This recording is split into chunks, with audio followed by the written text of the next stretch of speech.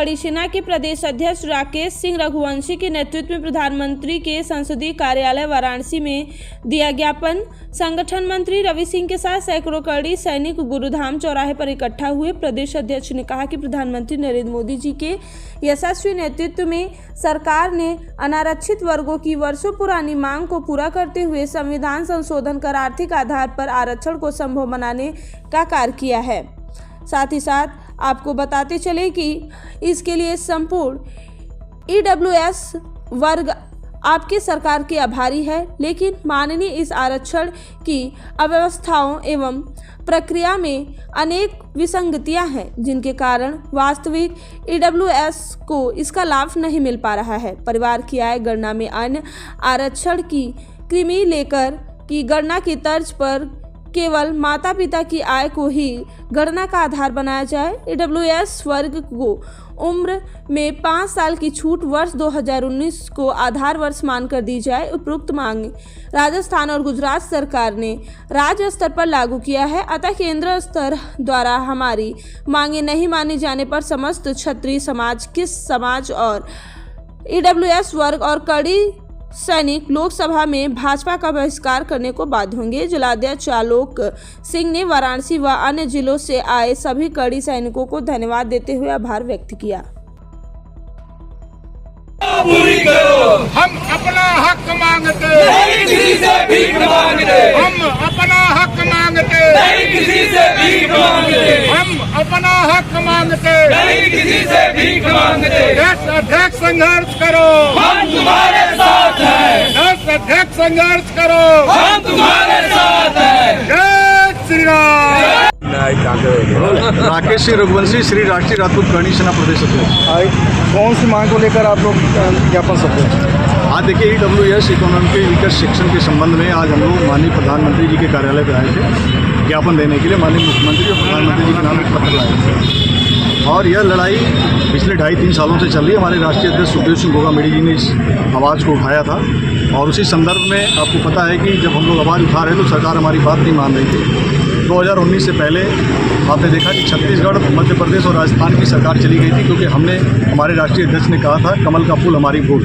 उसके बाद 2019 में प्रधानमंत्री जी ने 103वां 16 में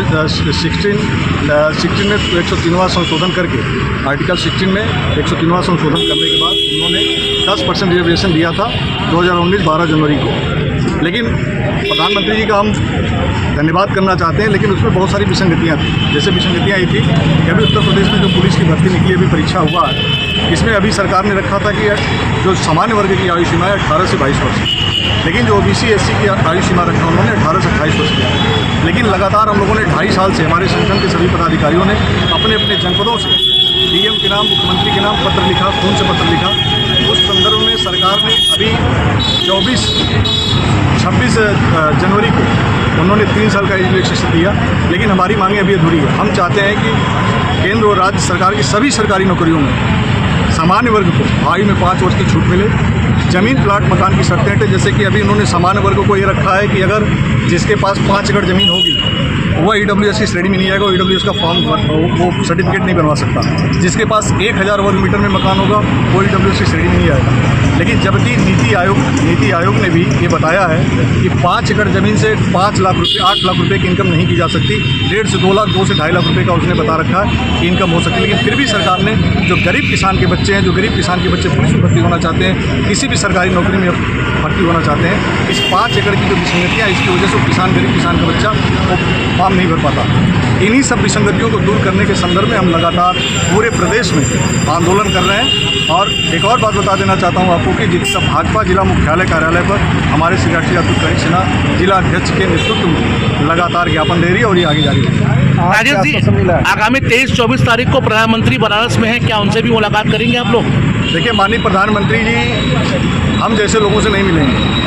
प्रधानमंत्री जी कैसे लोगों से मिलेंगे? प्रमोद कृष्ण जैसे लोगों से मिलेंगे जो लगातार गाली देते थे। अभी अखिलेश यादव जी प्रधानमंत्री जी से अपॉइंटमेंट मिले तुरंत मिल लेंगे। बहन मायावती जी उनसे अभी समय मांगे तुरंत मिल जाएगा।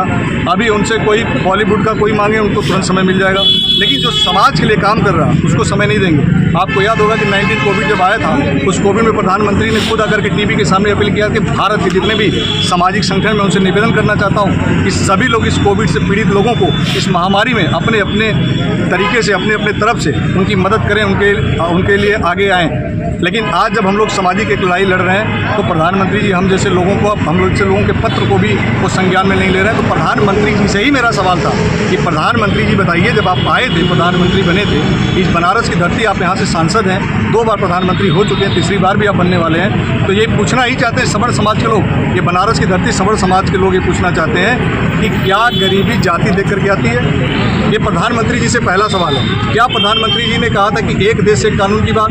इस देश में एट्रोसिटी एक्ट जैसा कानून है जिसमें केवल आरोप लगा देने से लोग 6 महीने जेल जाते हैं। तो क्या प्रधानमंत्री जी एक देश एक कानून की बात है? क्या गरीबों के बच्चों का जीने का अधिकार नहीं है? क्या गरीब के बच्चे जो है फॉर्म नहीं भरेंगे? क्या गरीब के बच्चे जो किसान के जो बच्चे हैं क्या सरकारी नौकरी नहीं करना चाहते, वो कलम नहीं चलाना चाहते, वो दिन भर खेत में हल जोतना चाहते हैं? एक सवाल ये, अभी पुलिस भर्ती परीक्षा पे लगभग 52 लाख लोगों ने आवेदन किया है और परीक्षा लीक भी हो गई है, निरस्त भी किया गया है, और ऐसे में उम्र सीमा को लेकर काफ़ी तनातनी चल रहा है, क्या कहना चाहेंगे इस पर? देखिए, जो परीक्षा लीक हुई है इस सरकार में, मैं बहुत कुछ नहीं कहना चाहता, लेकिन ये कहना चाहता हूँ कि 3 परीक्षाएं अभी हुई हैं और तीनों परीक्षाओं का पेपर लीक हो जा रहा है। कैसे लीक, इनकी क्या फेलियर है, ये सरकार ही बता सकती है। लेकिन जो उम्र सीमा की बात है, अभी मैंने 5 वर्ष का छूट मांगा था, जो उत्तर प्रदेश पुलिस की भर्ती थी, हमने कहा था कि आयु में 5 वर्ष की छूट है। मैंने एक और मांग की थी कि जो कोविड की वजह से जो बच्चे उभरे हुए थे, उन बच्चों को, सभी समाज के बच्चों को 3 साल कम से कम एज रिलैक्सेशन दीजिए, क्योंकि आपने उत्तर प्रदेश में पुलिस की भर्ती और तमाम भर्तियाँ नहीं निकाली थी कोविड की वजह से,